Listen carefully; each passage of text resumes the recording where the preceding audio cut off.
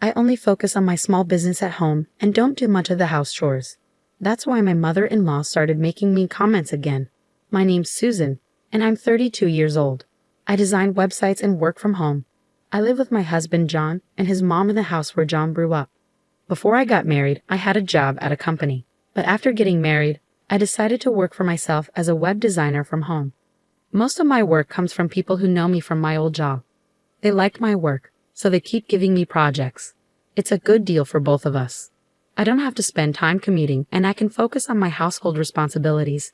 My old boss and I are both happy with how things are going. My mother-in-law doesn't like that I work from home. She thinks a wife should focus on taking care of the house and supporting her husband, like in the old days. But times have changed, and many couples both work now.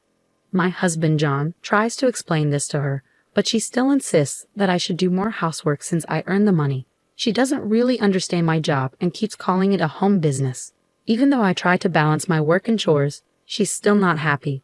Maybe she sees me as the woman who took her son away from her. Since we got married, she's been making sarcastic comments about me and seems to dislike everything I do. John says she relies on him more since his dad passed away about 5 years ago. It annoys him sometimes, but he also seems to like feeling needed by his mom. Our house in a neighborhood was bought by John's dad 30 years ago. His life insurance paid off the rest of the mortgage, so now it's in his mom's name. It's just right for the three of us, and there's a room for me to work, which is great. My mother-in-law has lived here for 30 years and has lots of friends nearby who visit often. When they come, I have to stop working to serve them tea and snacks. And when they get together, they always talk about their daughters-in-law. One says her daughter-in-law runs to her parents' house over small problems and is hardly home. Another says her daughter-in-law spends too much money, causing problems for her son. I hear these conversations from my workspace and can't help but laugh. They seem to compete over who has the worst daughter-in-law, never saying anything good about them. When one friend praises me for managing work and house chores, my mother-in-law doesn't seem happy. She dismisses my work as just a small business and wonders how much I make. Then another friend talks about how her wife spends her part-time job money on herself, while her husband's money is for everyone. They all laugh. My mother-in-law starts talking about how things were different in her day, but I tune her out with my headphones. I've heard these stories before, and they often disrespect modern wives. I focus on my work and block out the noise. One evening at dinner, John casually mentioned wanting to buy a new car. I've been thinking about getting a new car. Is that okay? He asked. My mother-in-law snapped back, wondering why he needed my permission. John quickly tried to calm her down, saying it would be a car for all of us, so he couldn't decide on his own. Despite John's explanation, my mother-in-law kept arguing with him. Since you're the only one with a driver's license, you should choose the car you want, she insisted. Poor John, who usually listens to his mother, looked at me for help. You decide, he said, feeling stuck. Frustrated, I told him, fine, don't keep asking for your wife's opinion, just make the decision yourself. John always checks with either me or his mother about everything. It's nice that he's considerate, but sometimes it's frustrating how unsure he can be. His dad, my father-in-law, used to make decisions on his own, and my mother-in-law often complained about it. Growing up seeing this, John thinks it's wrong to be too assertive. But my mother-in-law, who had a controlling husband, believes that's how a husband should be. My mother-in-law's dissatisfaction with John always seeking approval falls on me. She blames me, saying, Susan is always nagging John. That's why he's like this. I was surprised and didn't know how to respond. John chimed in, blaming me too, saying, yeah, Susan is always complaining. That's why I can't decide on my own. I tried to defend myself, but it didn't help. John always takes his mother's side. We've been married for 2 years, but he's never stood up for me in front of her. He apologizes later, saying I'm the most important to him, but I'm losing trust. He seemed caring at first, but he never backs me up. I'm starting to question our relationship. Kindness and indecisiveness are different. I wish he'd stand up to his mother. About a month later, John's new car arrived. The smell of a new car is the best. Let's all go for a drive on my next day off, he said happily. His excitement spread, even to my mother-in-law.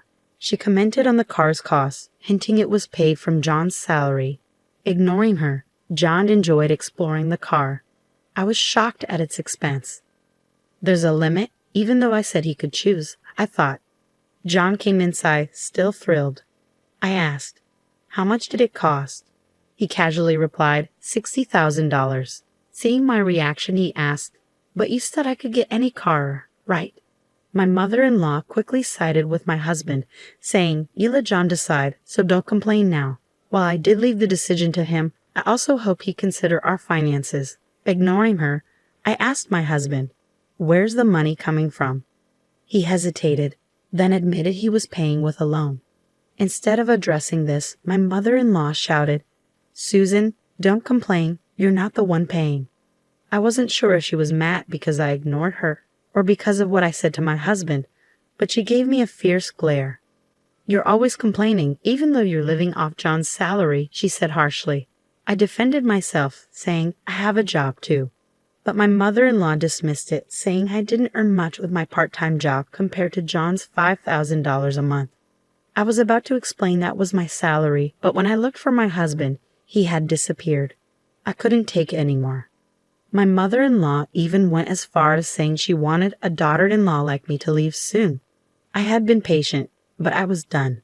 Discussing my salary seemed ridiculous, and I didn't care anymore. Feeling frustrated with my mother-in-law's comments and my husband's attitude, I couldn't understand why he caused this argument in the first place. His usual indecisiveness had sparked it all over again. "Okay, I'll leave then," I said, heading to my home office. I grabbed my laptop and essentials and left the house, telling my mother-in-law I'd come back for the rest of my stuff later. She glared at me with a frightening expression, while my husband stayed in his room.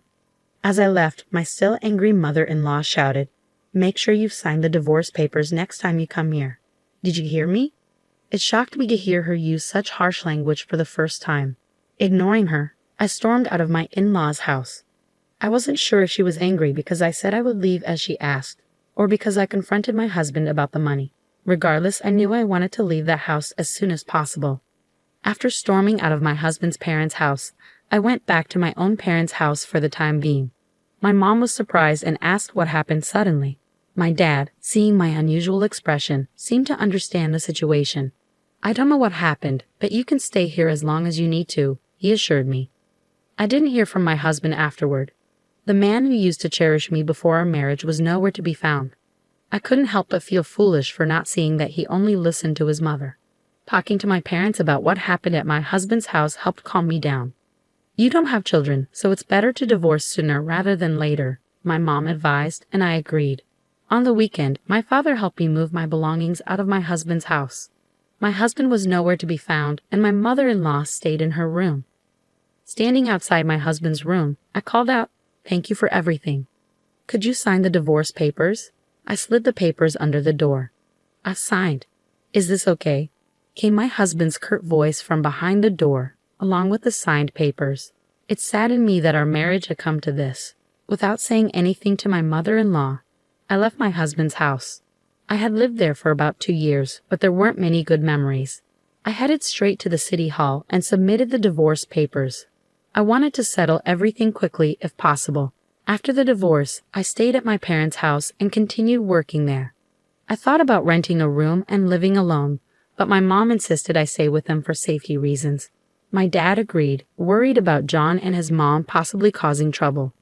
Though I didn't think they would, I felt more comfortable being with my parents. Luckily, I could work from anywhere, so I decided to stay home for a while. About 2 months passed, and I had almost forgotten about my ex-husband and ex-mother-in-law when I started getting calls from an unknown number. At first, I thought it might be a wrong number, so I didn't answer. But the calls kept coming. Reluctantly, I listened to my ex-husband's voice on the phone. "Why didn't you answer sooner?" He sounded flustered. "It's an unknown number, and besides, we're not connected anymore, so I was going to hang up." I replied, ready to end the call. But then he rushed to say, Wait, I can't get my smartphone to work." "Why is that?" He sounded desperate. "I'm not sure. You should contact your phone company," I suggested. Then something dawned on me. "Did you not deposit money into your bank account when we were married?" I used to deposit money from my salary for public utilities. His salary went into the same account, but it was usually a small amount. He sold health food products, but his income was low because of the commission system. Some people made good money with lots of orders, but he didn't do as well. He mostly received the basic salary, so only a few $100s went into the account. I had been depositing money into the payment account every month, but for the past 3 months, it was only his salary.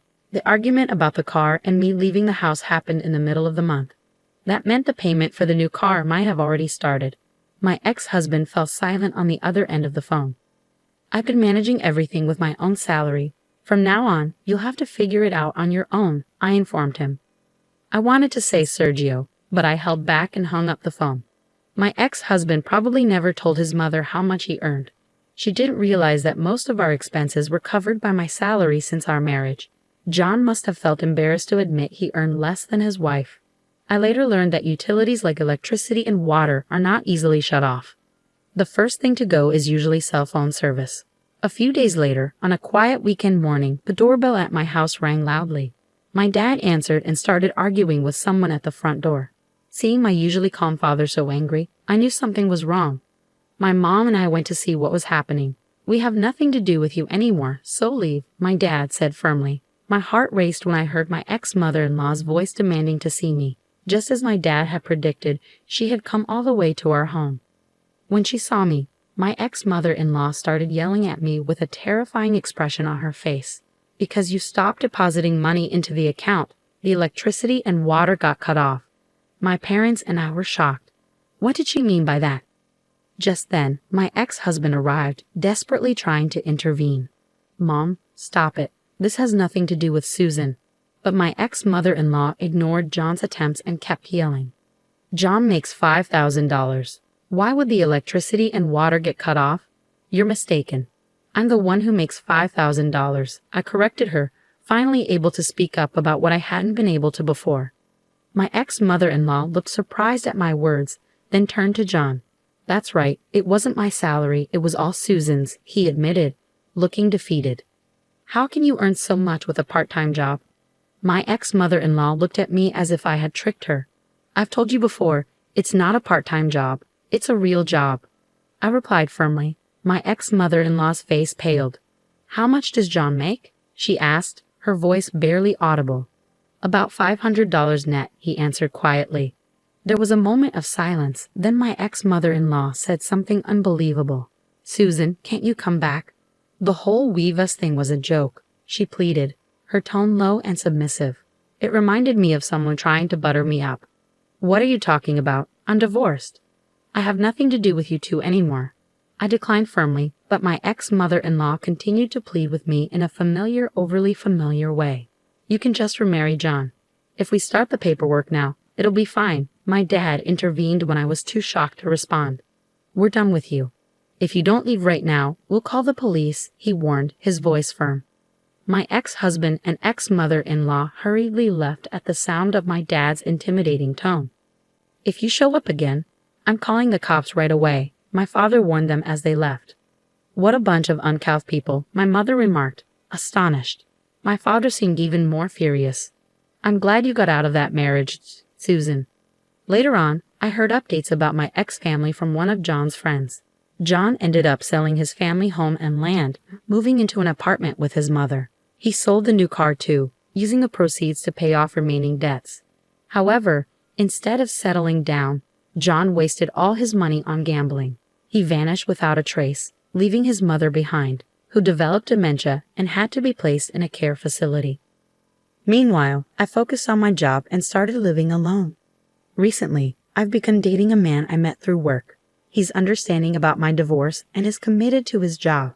He's nothing like John, who relied on his wife's money for expensive purchases. Though we're not engaged yet, we both feel a strong connection and can see a future together.